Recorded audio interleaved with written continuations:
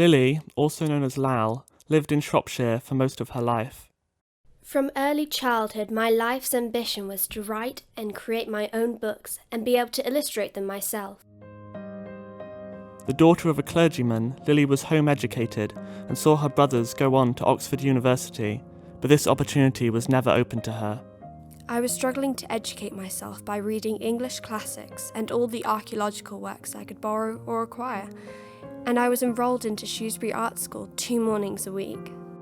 Whilst at art school, Lily was disappointed to be refused instruction in technical drawing. Her artwork was prized more highly by the school.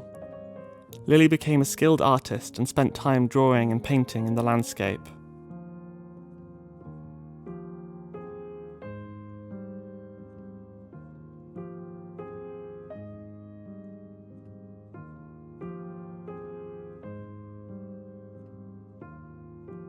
I assume must have been quite inspiring for her. It's right there on her doorstep, and all these amazing hill forts and all the other sites that we know about in the county that are there in the landscape.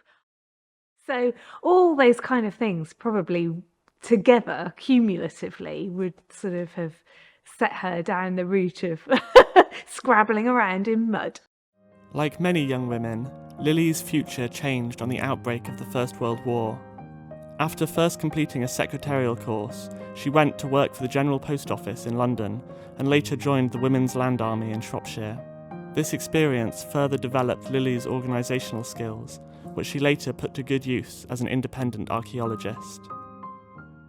She was obviously somebody who was very self-composed, able to go out, meet farmers and other landowners and persuade them to at least show her their finds, if not lend her their finds so that she could study them in more detail at the museum. So you kind of get that idea that she was perfectly able to function within society, but perhaps she sat outside the kind of norms of what were expected of a woman at that time. So, I think she was far more interested in archaeology than she was in making a home. So Lily Chitty is a prehistoric archaeologist who did most of her work from the 1920s to about the 1970s, and she focused on flints, she focused on Iron Age and Bronze Age metalwork, as well as the landscape, so looking at and mapping prehistoric monuments. Although Lily had to carve her own pathway into the archaeological world, the strength of her interest in Shropshire's prehistory, alongside her notable skills and research methodology, was soon recognised. In particular, she used her artistic skills to document finds. She developed a card index system to collate information, and her artefact distribution maps provided an extensive overview of prehistory finds.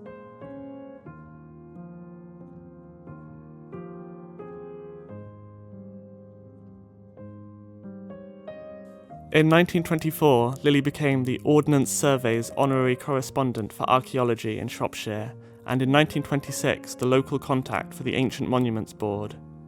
Later, she completed work for the British Association, putting to use her art skills drawing bronze implements.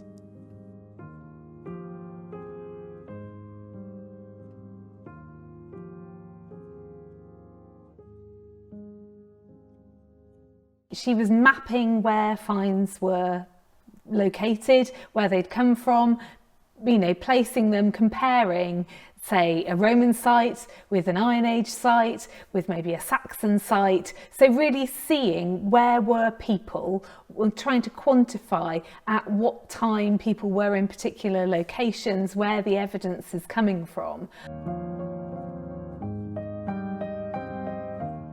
So she was really, ahead of her time in a lot of ways.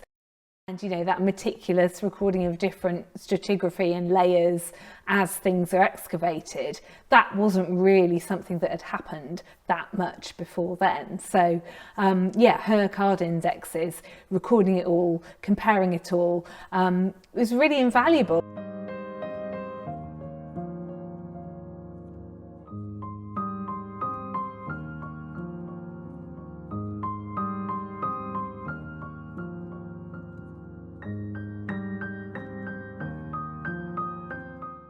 I loved how she was not only an academic, she was not only really smart about what she was doing, but she really also involved the community.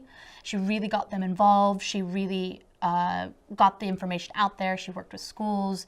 She worked with local community groups, different people, things like that. So I thought that was really inspiring, that she could not only be this really strong female academic, you know, revered in her field for that, but she was also really loved by her community and really involved them.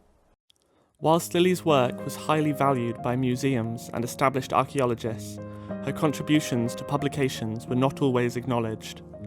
Her maps that appeared in Sir Cyril Fox's The Personality of Britain, first published in 1932, were not attributed to her until the third edition in 1938. In later life, this discrepancy weighed heavily on Lily. My work was acknowledged in the inner title page and not the cover of the third and later editions of Sir Cyril Fox's Personality of Britain, where he added his name to the maps I had made for him. He skimmed the cream off our joint work.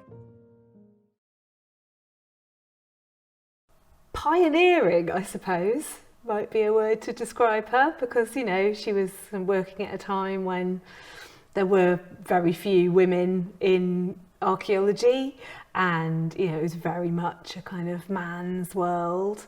And she had all these ideas about the archaeology of Shropshire and what it meant and what might be found here. Driven, probably. She was very, very driven. She was very hardworking. She spent 50 years, you know, cataloging objects, mapping objects, talking with people about objects, getting out in the community, and she didn't let anyone stop her. And she really had a passion and drive to do it, because it's not easy work, especially given the time period, given the type of work she was doing, the type of people she was working with.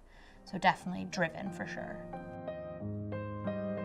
Lily worked in a field dominated by men and was largely dependent on men to progress publication projects that were very important to her, both financially and professionally. Lily was again to be disappointed when, after many years of working towards a publication with Sir Cyril Fox, he withdrew from the collaboration due to ill health. People frequently ask me why I don't write the book myself. The reply is obvious. The scope of the work is far too wide for me to deal with. Without help, living alone as I do, it would be ridiculous to attempt the necessary summary without discussing problems with an expert.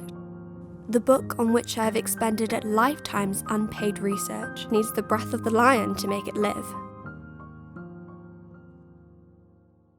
Well, I think we're only really coming to really understand and appreciate her legacy, because she's not really had a light shone on her, particularly with the full extent of her research and her conclusions. They've never been drawn together in one place, and we have these records within the museum service, we have these records in archives, but actually this project enabling us to study the finds and really look at her in a systematic way and look at her conclusions and compare them with the more detailed information we now have about Shropshire archaeological sites, actually kind of probably means her legacy is far more extensive than we perhaps knew.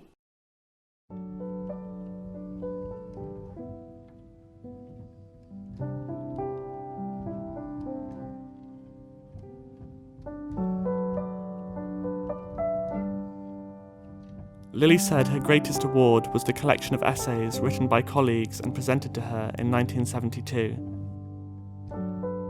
I just think she's an icon. I guess she is one of those researchers that you learn about as you research archaeology, because it isn't just about researching objects. It isn't just about researching what things are or documents. It's about the people who interacted with those objects. That's the great part about these collections. We get to learn a lot about Lily through these objects and through these documents, and the amount of love and care and passion she must have had for this research is just evident from, again, the amount of documents there are, the amount of artifacts there are.